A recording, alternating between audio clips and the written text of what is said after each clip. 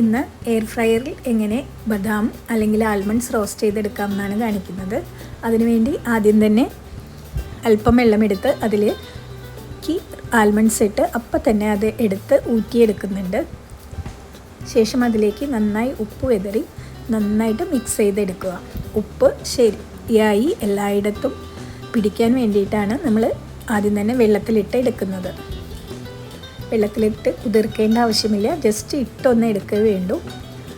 ശേഷം നമുക്ക് air ഫ്രയറിൽ 160 degree 7 minutes ആണ് ടൈം സെറ്റ് ചെയ്യേണ്ടത്.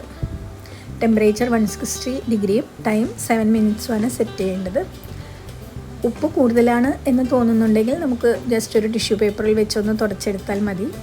ഇത് വെള്ള നിറം കാണുന്നുണ്ടെങ്കിലും കഴിക്കുമ്പോൾ ഉപ്പ് പാകത്തിനാണ് ഉണ്ടായിരുന്നത്. തണുത്തതിന് ശേഷം നല്ല റോസ്റ്റഡ് ആൽമണ്ട്സ് നമുക്ക് കഴിക്കാം.